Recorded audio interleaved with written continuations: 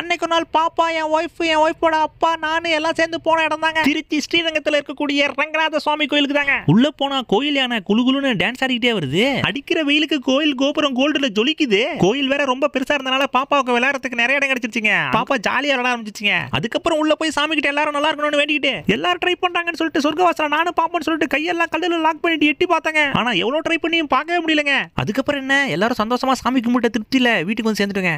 இன்னைக்கு நம்ம பாப்பாவை கூட்டிட்டு மகேந்திர சிட்டில இருக்கக்கூடிய பார்க்குக்கு விளையாட வந்தா அங்க 5 பப்பி குட்டியும் அவங்க மம்மியும் இருந்தாங்க. எப்பயும் பாப்பாவை கூட்டிட்டு பைக்ல எங்கேயா போகும்போது பப்பியை பார்த்தா பிஸ்கெட் வாங்கி தருவாங்க. இந்த தடவை பப்பிங்க கொஞ்சம் அதிகமா இருந்தனால ரஸ்க் பாக்கெட், பிஸ்கெட் பாக்கெட், பால் பாக்கெட் வாங்கிட்டு வந்துட்டு பால் ஊத்துறதுக்கு டப்பா தேனா டப்பா இல்லங்க. அங்க யாரோ பிரியாணி சாப்பிட்டு போட்டு வந்த டப்பா இருந்துச்சுங்க. அதை நல்லா தட்டி கழுவிட்டு பால் ஊத்தி வச்சோங்க. 5 குட்டி பப்பிங்களும் அந்த 1/2 லிட்டர் பாலை அருமையா குடிச்சிட்டாங்க. அவங்க மம்மிக்கு தாங்க கிடைக்கல. பட் அவங்க மம்மி பிஸ்கெட்டும் ரஸ்க்கும் சாப்பிட்டாங்க. இந்த குட்டி பசங்களும் நல்லா வெளுத்து வாங்கினாங்க. வயிறு ஃபுல் ஆயிடுச்சுங்க. அதுக்கப்புறம் அவங்க அம்மா கூட ஜாலியா ரவுண்ட் அடிச்சுட்டு விளையாண்டுட்டு இருந்தாங்க. பாப்போம், இல்ல ஒரு பிஸ்கெட் எடுத்து டரக் புரகன் கடிச்சு சாப்பிட்டுச்சுங்க. அதுக்கப்புறம் ஜாலியா பார்க்க விளையாண்டு வீட்டுக்கு வந்து சேர்த்துட்டாங்க.